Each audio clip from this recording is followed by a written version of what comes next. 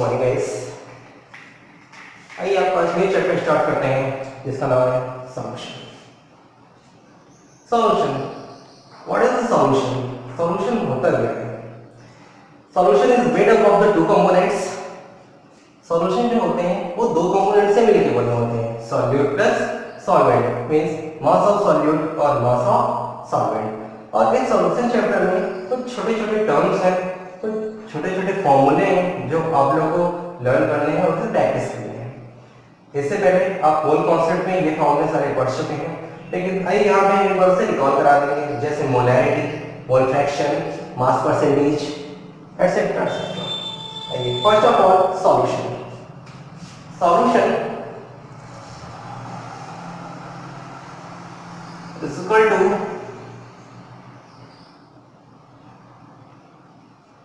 mass of solute plus mass of solvent।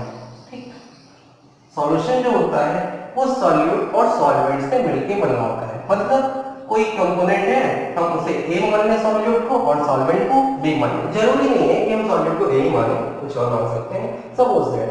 अब इसका मतलब कि सॉल्यूशन है तो सॉल्यूशन में दो कंपोनेंट्स होंगे, सॉल्यूट और सॉल्वेंट। तो हम उसमें कैसे पहचानेंगे कि कौन सा हमारा सॉल्यूट है और कौन सा हमारा सॉल्वेंट है? तो सबसे आसान तरीका होता है कि सॉल्यूशन में जिसका अमाउंट कम होता है उसे हम सॉल्यूट करते हैं और जिसका अमाउंट अधिक होता है उसे हम क्या कहते हैं? सॉल्वेंट। फॉर एग्जांपल जैसे हमने क्या ले लिया, sugar and water. Sugar plus water is equal to बना क्या? Liquid solution. इसका काम तो खत्म हो गया, सॉल्यूशन तो बन गया, पूरी तरीके से डिसॉल्व हो गया। लेकिन अब हम ये कैसे पहचानेंगे शुगर हमारा क्या है और वाटर हमारा क्या है, मतलब कौन सा सॉल्यूट है कौन सा सॉल्वेंट है? तो इसका मतलब जो ये वाटर है वो किस फेज में है? लिक्विड फेज में। और जो शुगर है वो किस फेज में है?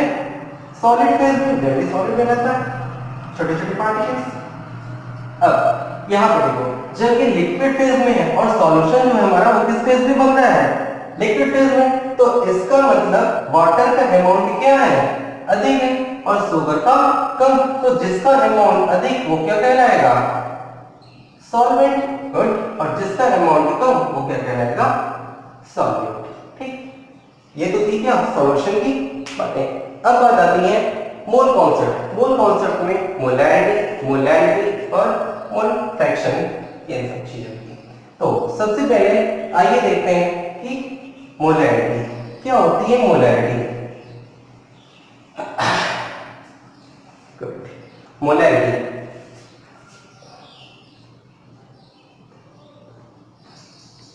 First of all molarity is denoted by capital M, जिसका फॉर्मूला होता है number of moles N upon volume in litre, जो कि आप लोग पढ़ चुके हैं।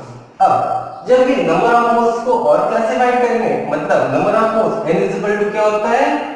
मास of solute upon molecular mass of solute into volume in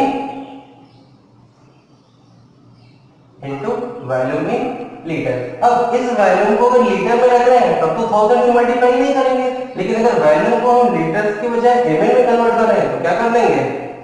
W into m dash into volume ml into 1000। ठीक, ये हमारा क्या मोलैरिटी के फॉर्मूले हैं। अब इसी तरीके से जब मोलैरिटी की बात करते हैं तो molarity is denoted by small m and number of moles of solute upon mass of solvent in kg। ठीक, same condition, number of moles क्या होता है? गिवन मास या मास of solute upon molecular mass of solute into mass in kg। इतनी बात समझ में आई? अब अगर यही सेम कंडीशन kg को हम किस में कन्वर्ट कर दें? ग्राम में कन्वर्ट कर दें। जब ग्राम में कन्वर्ट कर देंगे तो किस में आ जाएगा? W upon m dash capital W into 1000। और ये क्या हो जाएगा? ग्राम। ठीक, अब बात आती है mole fraction. Mole fraction, mole fraction हम हमेशा सॉल्यूशन के दोनों कंपोनेंट का निकालते हैं, मीन सॉल्यूट और सॉल्वेंट। तो इसका मतलब सबसे पहले mole fraction is denoted by capital x, x से डिनोट करते हैं। जब हम दो कंपोनेंट का निकाल रहे हैं मतलब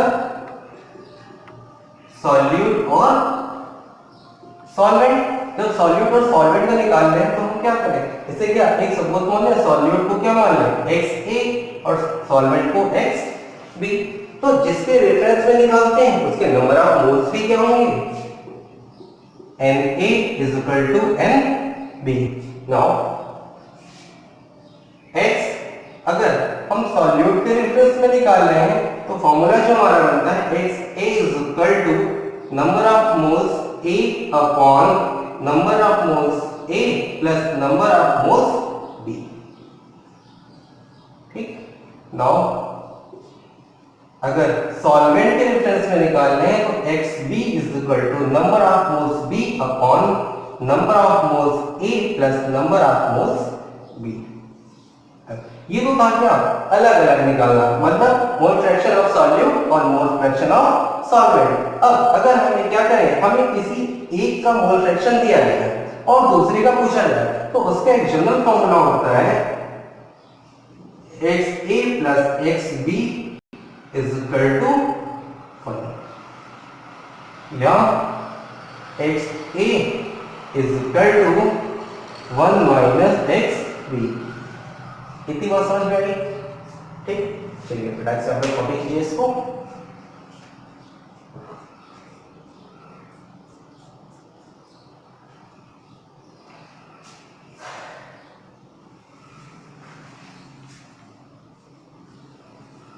अब आप लोग का नेक्स्ट टॉपिक है relationship between mole fraction and mass percentage and molarity. Mass percentage and molarity, जो कि इससे काफी अच्छे क्वेश्चन पूछे जाते हैं। और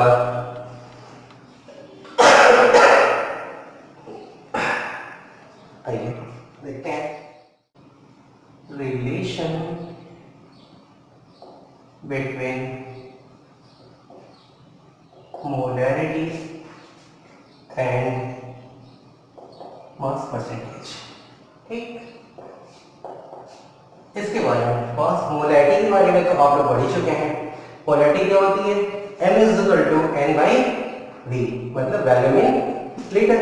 नाउ इस पे क्या आ गया, वैल्यूम आ गया, तो पहले जनरल फॉर्मूला लिख लेते हैं कि capital M is equal to P into D into 10 upon M dash, where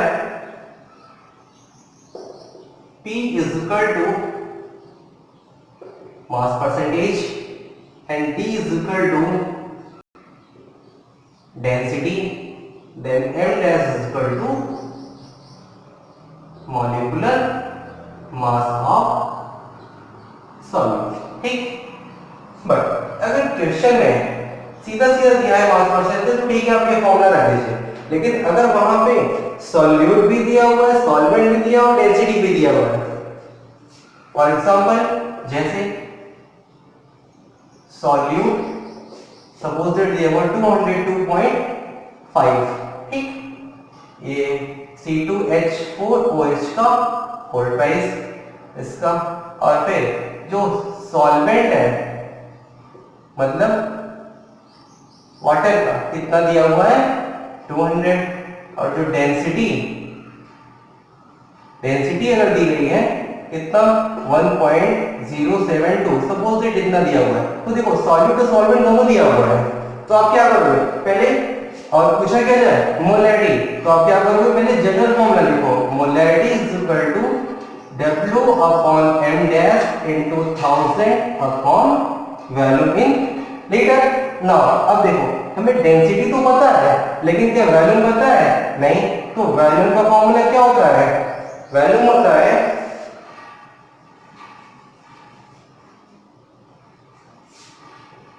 V is equal to V is equal to mass of solution, mass of solution upon density. अब mass of solution कौन, solute plus solvent, मतलब 222.5 plus 200 upon density कितना 1.72। जो value आएगी वो value आप कहाँ रखोगे, यहाँ पे रख दोगे, और मास ये दिया गया है और इसका मास निकाल लोगे कितना 64। मतलब इस तरीके से ये आपका न्यूमेरिकल्स आ जाएगा। इस तरीके से मैं न्यूमेरिकल्स करा देता हूँ। ठीक, इतनी बात समझ में आई। चलिए अब लोग आप इसको कॉपी कीजिए और फिर आपका नेक्स्ट टॉपिक है वेपर प्रेशर। कॉपी कीजिए बेटा इसको।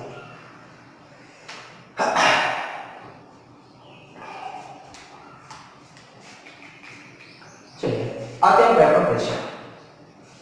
ये तो था आपकी छोटी सी जो टर्म है वो। अब वेपर प्रेशर क्या है, क्या होता है वेपर प्रेशर?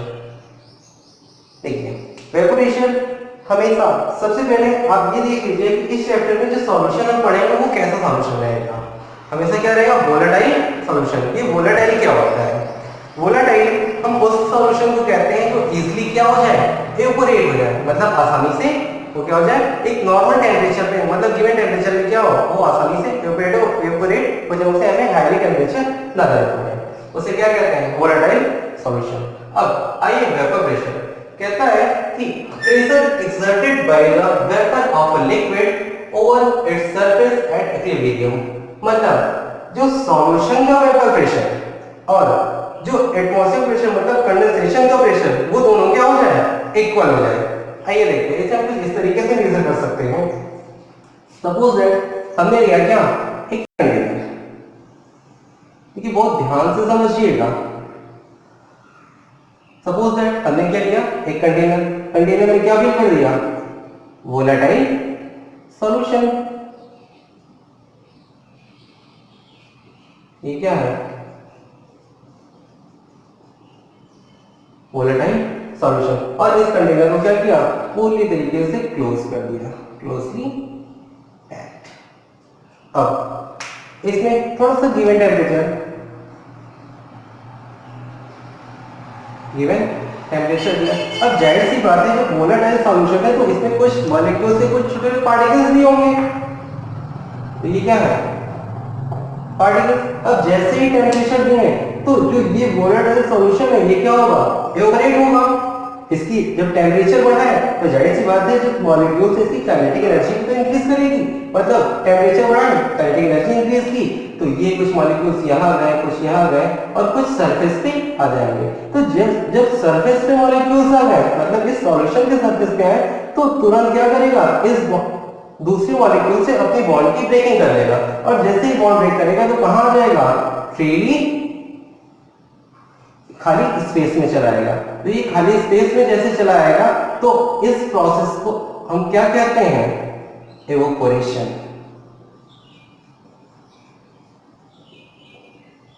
इवेपोरेशन मतलब जो फ्रीली स्पेस, खाली स्पेस में उसे उस मॉलिक्यूल्स को क्या कहेंगे, इवेपोरेशन।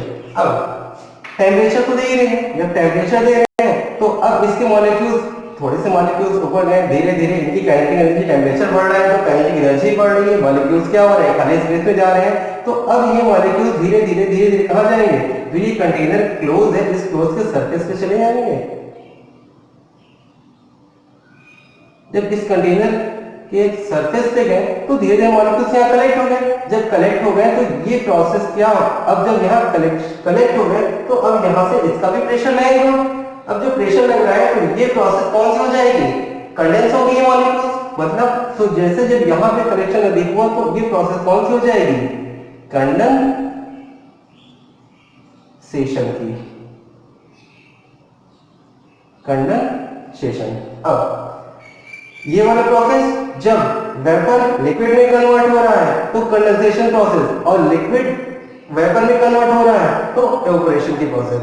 अब सपोज दैट कि जब हम यहाँ टेम्परेचर दे रहे हैं तो ये इसके मॉलिक्यूल्स इवेपोरेट हो रहे हैं हाईली मोड में। अब धीरे धीरे यहाँ पे भी तो कलेक्ट होंगे, जब यहाँ कलेक्ट होंगे तो ये धीरे धीरे क्या होगा, लिक्विड में कन्वर्ट होगा। ये वेपर, ये लिक्विड, ये वेपर, सॉरी ये लिक्विड और ये वेपर, तो इसके बीच का जो प्रेशर होगा वो क्या कहलाता है, वेपर प्रेशर, क्योंकि इस लिक्विड के सरफेस पे जो मॉलिक्यूल्स हैं वो क्या लगा रहे हैं, प्रेशर लगा रहे हैं। जब वो प्रेशर लगा रहे हैं तो इस सॉल्यूशन में जो प्रेशर लगा रहे हैं वही क्या कहलाता है, वेपर प्रेशर। ठीक, बात समझ में। और यहाँ पे क्या हो जाता है, इक्विलिब्रियम।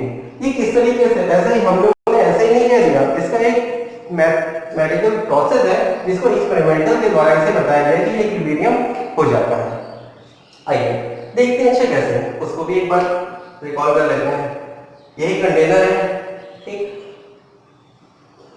इसी कंटेनर में हमने क्या लिया, ये सॉल्यूशन फिल किया और यहां पे हमने क्या लगाया, एक मोनोमीटर यू शेप का। ठीक, और जो ये मोनोमीटर है, इस मोनोमीटर में हमने क्या फिल कर दिया, मरकरी।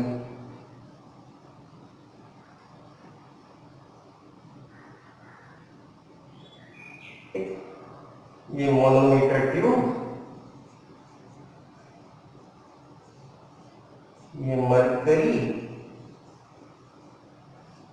और ये कंटेनर हमारा क्या है, क्लोज।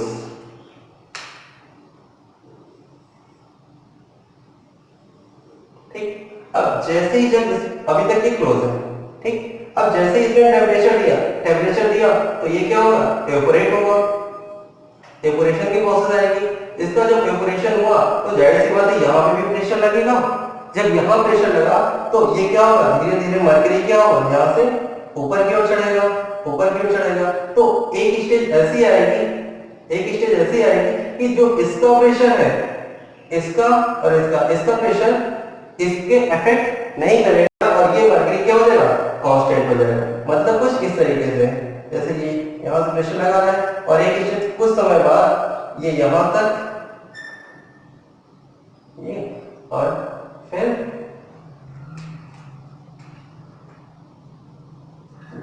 यहाँ पे आके कांस्टेंट हो जाएगा। फिर इसके बाद ये मरकरी ऊपर की तरफ मोनोमीटर ट्यूब में इंक्रीज नहीं करेगा और फिर क्या हो जाएगा, फिर यहाँ मॉलिक्यूल्स कलेक्ट होकर कंडेंसेशन की प्रोसेस स्टार्ट करने शुरू कर देंगे। तो जब ये कंडेंसेशन स्टार्ट हो जाएगा, इसका प्रेशर और इसका प्रेशर, अब ये तो कांस्टेंट हो गया। जब ये कांस्टेंट हो गया तो इसके अकॉर्डिंग हम ये पता लगा लेते हैं कि इसमें भी क्या हो गया, इक्विलिब्रियम। ये इक्विलिब्रियम हो गया, इसका प्रेशर अब उतना इफेक्ट नहीं कर पा रहा है इसको कि ये इंक्रीज करें। तो इसलिए हम लोग कहते हैं क्या कि इसके प्रेशर और इसके प्रेशर ये क्या हो गया, इक्विलिब्रियम कहलाते हैं। और इसी प्रेशर को क्या कहते हैं, वेपर प्रेशर। इतनी बात समझ में आई, इसमें कोई प्रॉब्लम हो? अब इसको हम ग्राफ के अकॉर्डिंग भी समझ सकते हैं। जैसे ग्राफ में हम देखें कि इसके रेट ऑफ वेपर प्रेशर और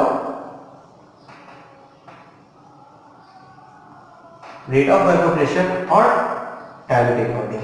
ठीक, जब रेट ऑफ वेपर प्रेशर और टाइम के अकॉर्डिंग हम देखते हैं तो जो एवापोरेशन है, एवापोरेशन में मेरी कंटिन्यू इंक्रीज हो ही रही है, मतलब वो न कम हो रही है न अधिक हो रही है। क्या हो रहा है, ये टेम्परेचर दे रहे हैं, काइनेटिक एनर्जी इंक्रीज हो रहा है। तो जब टेम्परेचर दिया काइनेटिक एनर्जी तो इसके मॉलिक्यूल भी क्या होंगे, एवापोरेट। मतलब इसका रेट ऑफ एवापोरेशन हमारा कंटिन्यू बढ़ ही रहा है, मतलब वो न घट रहा है ना कम हो रहा है, मतलब कांस्टेंट है। तो हम उसको ये लिख सकते हैं कि रेट ऑफ एवापोरेशन हमारा क्या है, रेट ऑफ एवापोरेशन कांस्टेंट। ठीक, अब बात आती है इसकी कंडेंसेशन की। अब देखिए जब हमने टेम्परेचर दिया पोलराइज्ड सॉल्यूशन में, ठीक, सॉल्यूशन में टेम्परेचर दिया, तब इसके रेट ऑफ एवापोरेशन क्या हो रहा है, इंक्रीज हो रहा है। अभी कंडेंसेशन में कोई प्रोसेस नहीं हो रही है, तो इसका मतलब कंडेंसेशन हमारा क्या, फर्स्ट केस में जीरो। कहां से स्टार्ट हो रहा है, जीरो। तो सम टाइम, कुछ समय बाद टाइम के अकॉर्डिंग कंडेंसेशन हमारा क्या होगा, अब मॉलिक्यूल्स यहां पहुंचे तो अब इसकी काइनेटिक एनर्जी क्या होगी, लूज होगी। जब काइनेटिक एनर्जी लूज तो ये क्या होगा, लिक्विड में कन्वर्ट होगा, मतलब ये यहां से इंक्रीज होगा। तो टाइम के अकॉर्डिंग कंडेंसेशन हमारा क्या हो रहा है, इंक्रीज हो रहा है। और एक स्टेज ऐसी आएगी कि इसका प्रेशर क्या हो जाएगा, इक्विलिब्रियम, मतलब कांस्टेंट। तो दोनों एवापोरेशन और कंडेंसेशन की रेट क्या हो जाएगी, इक्विलिब्रियम कांस्टेंट, जो कि इक्वल हो जाएंगे। तो ये हमारा क्या है, rate of condensation.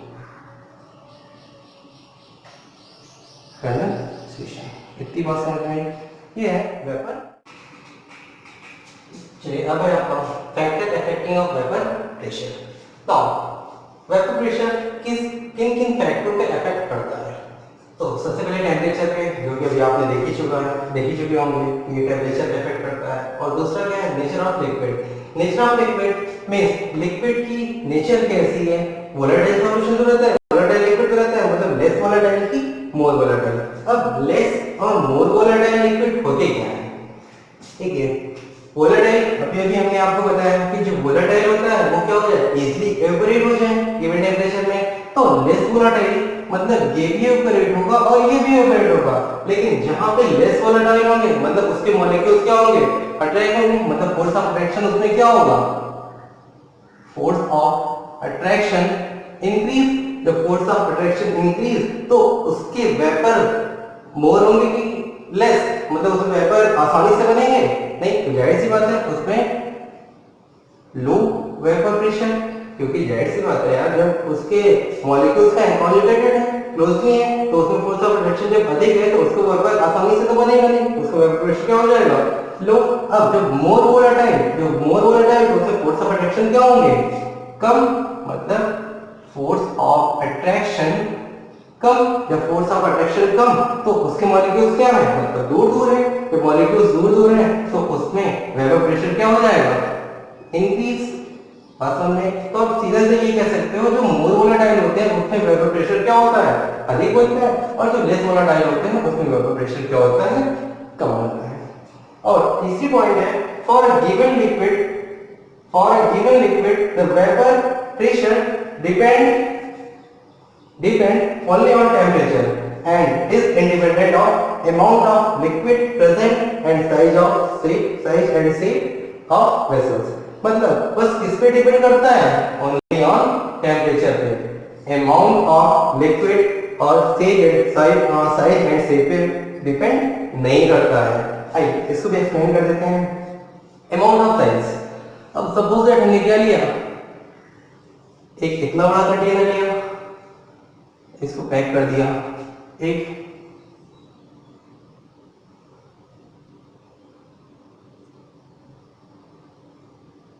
Same container लिया, इसको भी पैक कर दिया। अब इसमें हमने क्या लिया? 2 लीटर वोलेटाइल लिक्विड, ठीक, और इसमें 5 लीटर वोलेटाइल लिक्विड। तो हमने कहा कि अमाउंट ऑफ लिक्विड प्रेजेंट, मतलब लिक्विड के अमाउंट पे ये डिपेंड नहीं करता है। कैसे? अगर 2 लीटर का लेंगे तो जितना इसका एवोपोरेशन होगा उतना ही तो इसका कंडेंसेशन भी होगा, मतलब जितना इसका ऑपरेशन हो रहा है जितना है होंगे, उसी प्रेशर से क्या हो रहा है? कंडेंसेशन भी हो रहा है।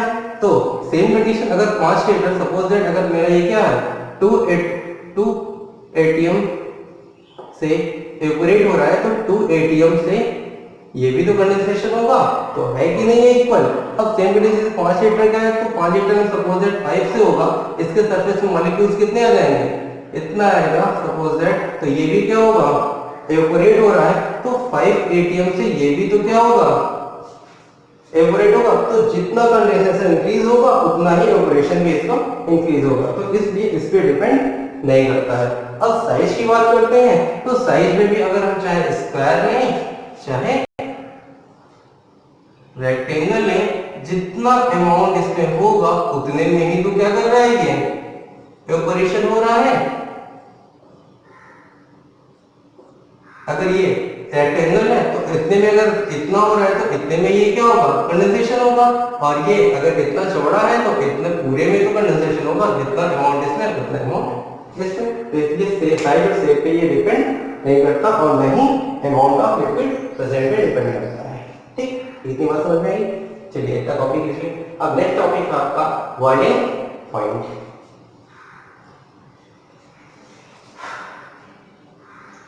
बॉइलिंग पॉइंट,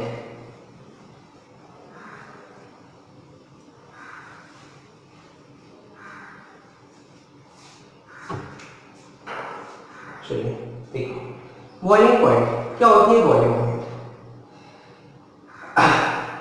बॉइलिंग पॉइंट जब किसी लिक्विड का वेपर प्रेशर एक्सटर्नल प्रेशर की क्या हो जाए? इक्वल हो जाए।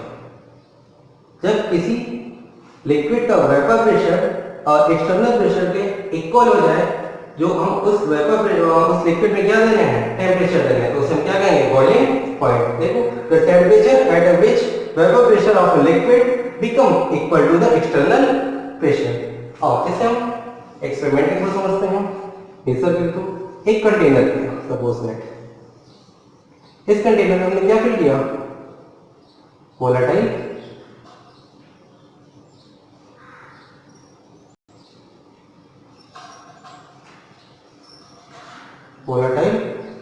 लिक्विड।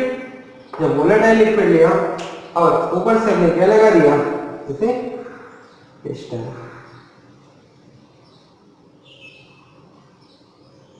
ठीक,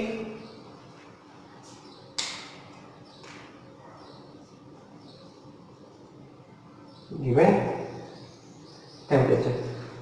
अब जब वोलेटाइल सॉल्यूशन है, जब इसमें हम टेम्परेचर देते हैं तो धीरे धीरे क्या होता है, इवेपोरेट होता है। तो जो इसका प्रेशर है, इसके प्रेशर से ये क्या होता है, इसका अधिक प्रेशर रहता है, तो ये क्या होता है, धीरे धीरे ऊपर ज्यादा जाता है पिस्टन।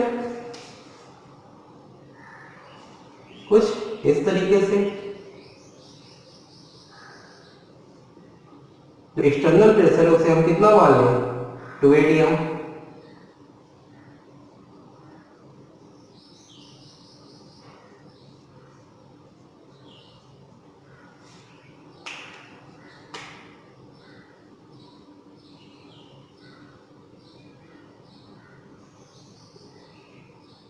और एक स्टेज ऐसी आती है कि एक्सटर्नल प्रेशर और इंटरनल प्रेशर, मतलब वेपर प्रेशर, जो दोनों क्या हो जाते हैं, इक्वल लगता है। मतलब इसका प्रेशर एक्सटर्नल प्रेशर पे कोई इफेक्ट नहीं करता, वहां पे क्या हो जाते हैं, कांस्टेंट। तो उस इसका जो प्रेशर लग रहा है और एक्सटर्नल प्रेशर लग रहा है, और जो इसमें टेम्परेचर देते हैं, जब दोनों इक्वल हो जाते हैं तो उसी टेम्परेचर को हम क्या कहते हैं, boiling point.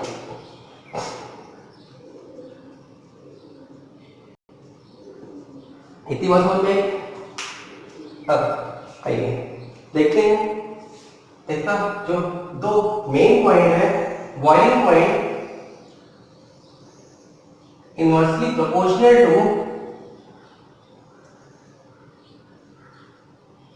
Vapour pressure of liquid and second point, boiling point directly proportional to external pressure। आइए इन दोनों को एक्सप्लेन करते हैं कैसे। देखिए, सेम कंडीशन, सपोज दैट हमने क्या लिया, एक कंटेनर लिया, फर्स्ट वाले को देखिए, सपोज दैट हमने क्या लिया, एक कंटेनर। ठीक, इस कंटेनर में क्या फिल किया, वोलेटाइल सॉल्यूशन, और इस पे जो पिस्टन लगाया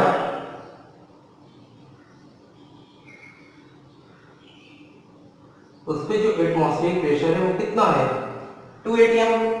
ठीक, और जब इसमें हमने गिवन टेम्परेचर दिया, जो इसका प्रेशर है, सॉल्यूशन का प्रेशर, वो कितना है, atm, 1 atm, 1 atm का 0.2 atm। ठीक, 0.2 atm। अब देखो, जो वेपर प्रेशर का वेपर सॉल्यूशन का प्रेशर है वो कितना है, 0.2, और एक्सटर्नल प्रेशर कितना है, 2। हमने अभी भी डिफिनेशन में कहा, boiling point temperature at which the vapour pressure of a liquid become equal to the external pressure. मतलब इसका प्रेशर और एटमॉस्फेयर का एक्सटर्नल प्रेशर दोनों क्या होना चाहिए, इक्वल होना चाहिए। सपोज दैट ये क्या है, 27 डिग्री सेल्सियस पे 0.2 atm का प्रेशर लग रहा है। अब हमें इसके इक्वल आने के लिए कितने का डिफरेंस है, 1.8। जब 1.8 का है तो इसका मतलब हम इसका टेम्परेचर बढ़ाएंगे तभी तो इसका प्रेशर भी बढ़ेगा इस सॉल्यूशन का। जब इसका टेम्परेचर हमने 80 डिग्री सेल्सियस दिया तब क्या हुआ, तब ये 0.2 से कितना हो गया, 2 atm एक्सटर्नल प्रेशर। अब दोनों ये क्या हो गए, इक्वल हो गए। तो ये फर्स्ट केस। अब अगर इसी का हम सेकंड केस देखें, वोलेटाइल सॉल्यूशन, दोबारा हम एक्सपेरिमेंट करते हैं वोलेटाइल सॉल्यूशन, और हमने क्या दिया है, यहाँ पे 27 डिग्री सेल्सियस गिवन टेम्परेचर, और इसका इस प्रेशर का जो एटमॉस्फेरिक जो एक्सटर्नल इंटरनल प्रेशर है वो कितना है 1 atm, ठीक 1 atm। और जो इस पे हमने जो पिस्टन लगाया उस पिस्टन का जो एक्सटर्नल प्रेशर है वो कितना है 2 atm।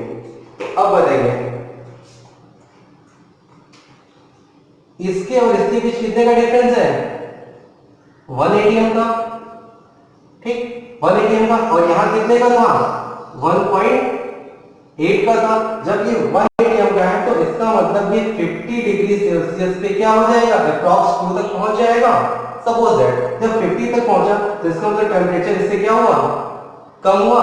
तो यही कहा जा रहा है कि boiling point inversely proportional to vapour pressure of a liquid. इसका इंटरनल प्रेशर, मतलब जब इसका हम प्रेशर बढ़ाएंगे तो इसका टेम्परेचर क्या हो रहा है, इसके कंपेयर में कम हो रहा है। इसका जब टेम्परेचर हम इसका टेम्परेचर इसका बॉइलिंग पॉइंट बढ़ा रहे हैं तो वेपर प्रेशर क्या हो रहा है, कम हो रहा है। वेपर प्रेशर बढ़ाएंगे तो बॉइलिंग पॉइंट कम होगा। इतनी बात समझ में, सेम कंडीशन लिख लीजिए, कोई दिक्कत इसमें। अब आइए ये अगर सेकंड केस देखते हैं हम, सेकंड केस सपोज दैट हम 2 के बजाय यहां पे क्या करते हैं 4 कर दें, 4 atm कर दें, ठीक। और यहां पे क्या कर दें ये 2 atm, और ये नहीं 0.2 लिखते हैं, इसके बाद 0.2 लिखते हैं वेपर प्रेशर, और ये क्या है 20 डिग्री सेल्सियस पे 0.2 atm। अब देखिए इसके बीच कितने का डिफरेंस है, अप्रॉक्स 3.8। जब हम एक्सटर्नल प्रेशर बढ़ाएं तो जाहिर सी बात है अब ये क्या हो जाएगा 80 पे तो इसके इक्वल होगा नहीं। ये 3.8 का डिफरेंस और ये कितने का डिफरेंस था 1.8, और बढ़ाया हमने इसको है एक्सटर्नल प्रेशर। जब एक्सटर्नल प्रेशर बढ़ाएंगे तो बॉइलिंग पॉइंट भी क्या होगा, इंक्रीज होगा। मतलब ये लगभग कितना पहुंच जाएगा, कुछ नहीं तो 150 डिग्री सेल्सियस। मतलब बॉइलिंग पॉइंट इंक्रीज तो एक्सटर्नल प्रेशर इंक्रीज, अगर बॉइलिंग पॉइंट डिक्रीज तो एक्सटर्नल प्रेशर डिक्रीज। और इसी का जस्ट अपोजिट होता है, बॉइलिंग पॉइंट इंक्रीज तो internal pressure vapour pressure of liquid internal decrease, और अगर ये इंक्रीज तो ये डिक्रीज, और ये डिक्रीज तो ये इंक्रीज। इतनी बात समझ में आई, इसमें कोई दिक्कत